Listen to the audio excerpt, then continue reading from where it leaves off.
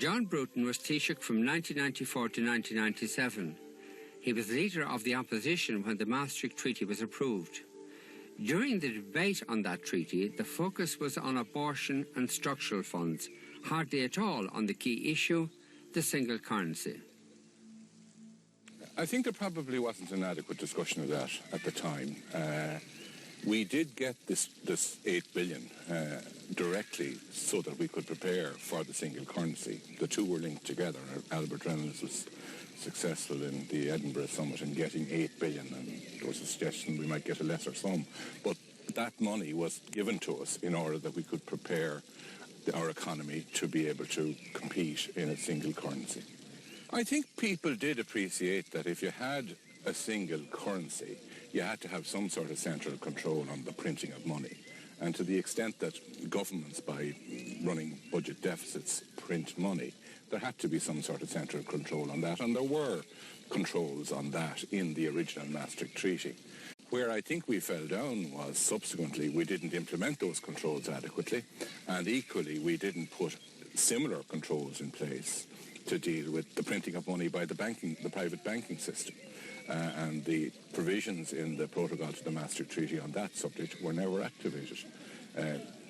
Prudential supervision of credit institutions was from the very beginning part of the mandate of the European Central Bank, but it wasn't activated and has only been activated comparatively recently in wake of the recent crisis. One of the features of the Celtic Tiger era was the availability of cheap money, and this arose from our participation in the euro, in the eurozone, and the fact that there were low interest rates at the time, which favoured Germany and not us.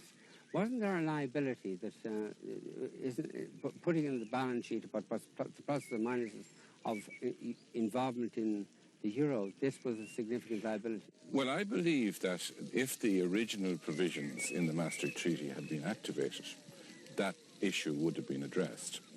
The protocol to the Maastricht Treaty governing the European Central Bank said that it had a responsibility in regard to the prudential supervision of credit.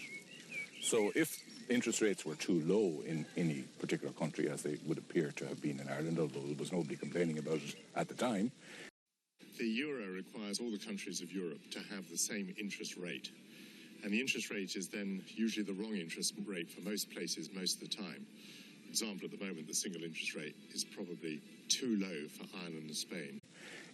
There was the possibility legally for the European Central Bank to do something about that, or to require the Irish Central Bank to do something about that. But unfortunately, those provisions weren't activated, even though they were there in black and white since 1992.